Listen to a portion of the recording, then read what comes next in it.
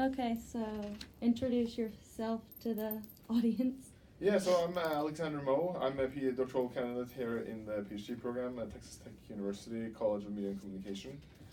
I'm originally from Oslo, Norway. However, I've spent the last 10 years in the United States.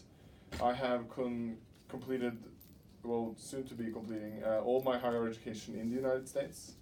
And I've been enjoying my time here so far. What languages do you speak fluently? Fluently, I would say I speak Norwegian and I speak English. But there's a caveat to that, and that is that as a Norwegian, I can go to countries like Sweden and Denmark and just speak my language, and they can speak their language, and we all understand each other. But they are known as in unique languages. For example, you can go on Google Translate, and there's a difference between Norwegian, Swedish, and Danish, but we all understand each other. That doesn't necessarily make my repertoire richer, but it's because I don't know Swedish and Danish that good. But there is still that asterisk to my only two fluent languages. What newspapers and TV/radio stations did you read or watch in your country of origin? So that's interesting. Norway, I'm not sure if you've been to Europe before. No, not No? yet. So whenever you go, Europe varies, because some places in Europe, they take an international television show and they dub it. So you for example, I have a friend who's from France. He watched Simpsons that is dubbed in French. What makes it funny is that the humor doesn't always translate. So when I watch TV in Norway, we watch, like, even on the national television channels. We used to have 2 national television channels. Now there's probably 8, and they always showed like The Simpsons, like Hollywood movies, particularly Hollywood movies, and then maybe some English, British, Australian, or American television shows, and they were always in the natural language. But those 2 channels that I watched growing up was TV2, NRK, which is our BBC, and then there was some other Swedish channels that we just had on our cable. Yeah. Why did you choose these outlets and not others? That's a great question. Although those outlets are very good, we have a very credible news. It's very high quality. The outlets that I was able to choose was based on availability. When I was young, my parents never opted to get the DirecTV box, which is the equivalent of today's packaging. So I never had those exclusive channels. And so basically you plug the television into the wall and those are the channels that you have. What is currently the most important news story in your country of origin? Currently the most important news story in my country is we had a Minister of Justice who had to resign because of social media activity. So that has never ever happened before, and she apologized publicly, but there was a question regarding if she could be trusted as Minister of Justice. So there was a big issue, and it points to honestly how new media affects a host of things, but that is a big issue going on right now. What do or did you like about the mass media in your country? What I do like is that the news is the news is the news in Norway. At one point before 1996 we had one news channel, and that's our version of the BBC. Arguably it's modeled after the BBC, and the news starts at 7 p.m.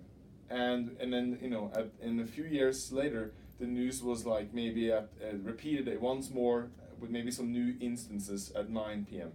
But then when that second channel came in 1996, that became kind of a rival.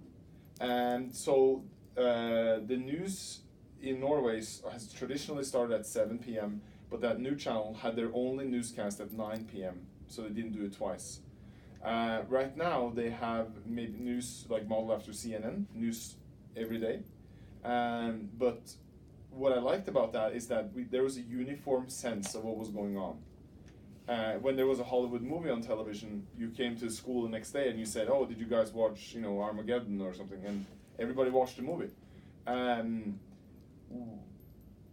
Of course, what I didn't like about as a person who's very interested in sports, what I did not like about growing up is that there was low access to non-traditional sports. So we had soccer, some aspects of skiing, a little bit of ice hockey, and that was about it. Right now, of course, there's a lot more on television, but back then it was a little diversity about what sports people could watch. What is the biggest misconception about people in your country of origin in the U.S.? The one misconception is that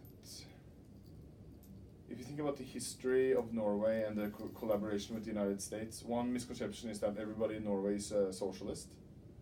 And then in that misconception, there's a lot of misconception about the entrepreneurial spirit that Norwegians have. Norwegians are also very known to be explorers. And for example, we conquered the North Pole and the South Pole the first. And so there's also a misconception about that we are very simple-minded Vikings. When we know, for example, it's maybe a misconception that the French are very sophisticated. I would argue that in that entrepreneurial and exploring spirit that Norwegians have, we are. You can't be just either you're so simple that it works, or you're so sophisticated that it works. There's something in between, maybe, right? So yeah. What are some things that, like in the U.S. media, that you don't really like? That's hard to say. One thing that is unique quality, regardless if I like it or not, about the U.S. media is that it has a lot of voices, and a lot of voices have access.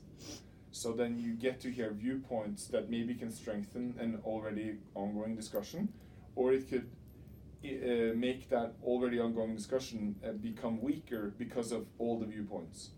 That is the United States, Norway has 5 million people maybe, just like the state of North Carolina. And the US has 300 million people. So it's important to recognize those differences, because or else it becomes too easy to compare. One thing that is interesting about the US media that I will say is that while Norway has that BBC model, the state-run television, which is still pretty credible, there is a lack of that in the US. You have NPR. I'm not sure where you could even place NPR on a political spectrum. However, there is this polarizing outlets. It's good for democracy, somebody would argue, but it's also there's no common denominator then in that whole discussion, and that can be a challenge. Yeah. Well, that is all the questions I have. So okay. Thank you. Yeah, thank you. You're welcome.